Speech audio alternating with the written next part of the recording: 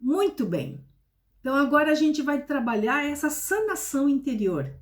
Como a gente faz quando a gente descobre essas feridas que estão na nossa caixa preta, né? O primeiro processo é a aceitação. Nós temos que aceitar que isso que me acontece, tá? É algo que está aí. Eu tenho que aceitar, isso aconteceu, então é o primeiro passo, né? Não, então quer dizer, não. E a gente tem que dar atenção a nós mesmos, né? Porque não tem nenhuma criança que precise mais atenção do que nós, né? Essa criança interior de cada um nossa. Então, a gente tem que lembrar do que aconteceu, acolher o que aconteceu, né? E curar isso que aconteceu com amor, com afeto. Se a gente não der esse passo, ninguém vai dar por nós mesmos. E nós somos o resultado de nós mesmos, né? E quanta coisa pode ter acontecido, né? E a gente pode pensar, aconteceu na minha vida, pode ser a minha história de salvação, né? Não tá só perguntando por que me aconteceram essas coisas. Não, para quê? Deus tem um plano para cada um de nós, se a gente tiver alguma dessas feridas da nossa caixa preta. Então, o primeiro passo é a aceitação. Por quê? Porque eu sou um projeto eterno do amor de Deus. Eu sou um projeto eterno ainda, né? Lembrem lá da autoestima quando a gente amassou aquela nota de R$ 100, né? Amassou, né? Dobrou, guardou, pisou. E na nossa vida pode ter tido situações assim também. Mas mesmo assim eu continuo sendo valioso. Por quê? Porque eu sou filha de Deus e Ele tem um projeto para mim, tá? E por isso eu tenho que procurar essa sanação interior. E outra coisa que é importante também, né? Que nós somos vencedores. A gente venceu mais de 250 milhões de competidores. Né? A gente foi escolhido para a vida no momento da nossa concepção. Quantos espermatozoides tentaram, né, entrar no óvulo da nossa mãe? E só nós, né? Só um foi o vitorioso, e esse é o que deu a possibilidade de que hoje quem esteja aqui sou eu e vocês, cada um de vocês, ok? Nós somos um campeão. Nós somos campeões da vida lá desde aquele momento lá. Então, por mais é mais positivo, se a gente olhar a nossa vida para trás, é muito mais o positivo que a gente viveu do que o negativo. Então, a gente tem que focalizar naquela coisa positiva.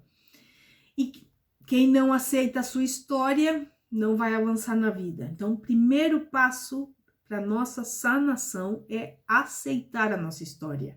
Tá? Essa história de salvação, ainda que existam coisas na minha história dolorosas, ok? O segundo passo é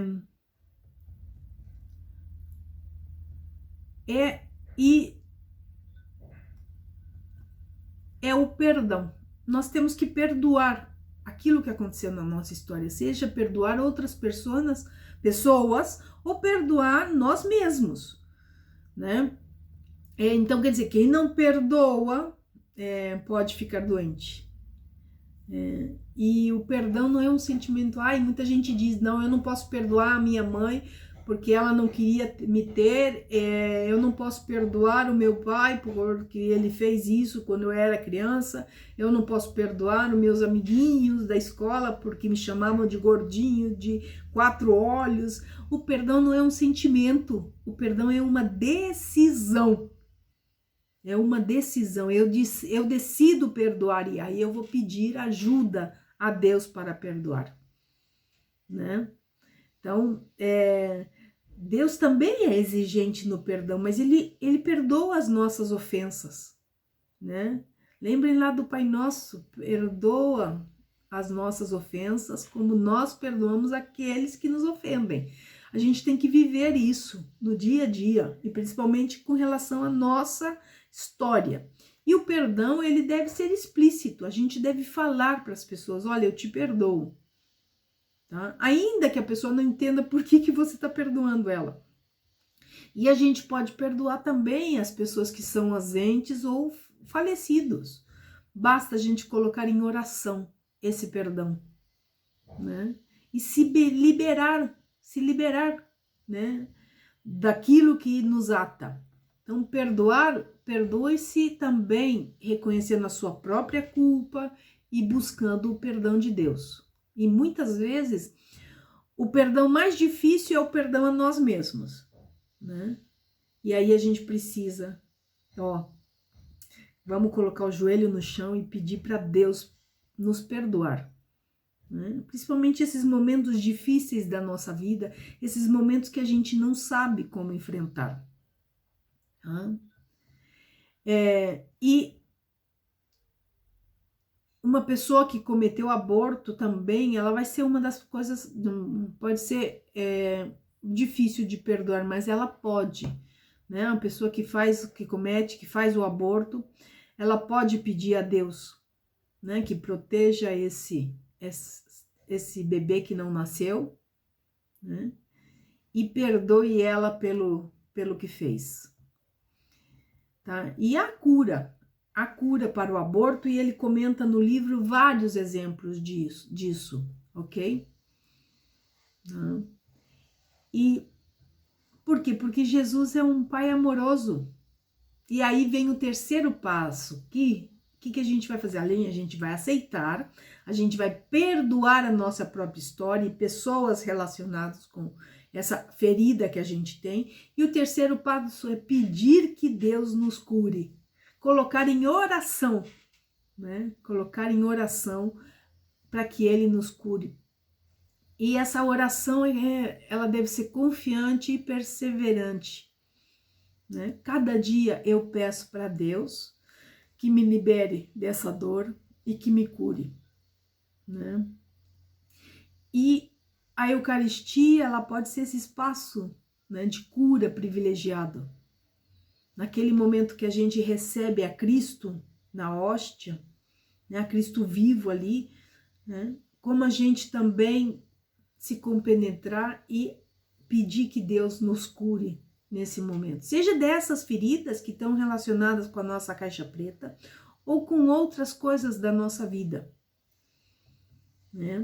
Então, é um tema bastante mobilizador, né? A gente falou aqui pouco, né? São 3 vídeos com relação a esse tema, mas é fundamental a gente ver se na nossa vida existe algum tema que precisa ser trabalhado com relação à nossa caixa preta. Porque só fazendo esse processo comigo mesma é que vocês, quando forem diáconos, poderão ajudar a outras pessoas a que façam esse mesmo processo de sanação com a sua própria história, ok? Então, a atividade, né, a tarefa com relação a esse módulo, a esse tema, é como estou trabalhando a minha caixa preta? Eu tenho consciência da minha caixa preta, das coisas que estão aí. E a segunda é se eu conseguir ver algo, né, que eu não via antes em relação a esse tema. Não é inventar histórias que não existem, tá? Senão é poder olhar a nossa própria história e ver se existem situações nas quais eu fico paralisada e eu não sei como enfrentar. Se existem isso, é porque seguramente deve haver algo na minha caixa preta, tá?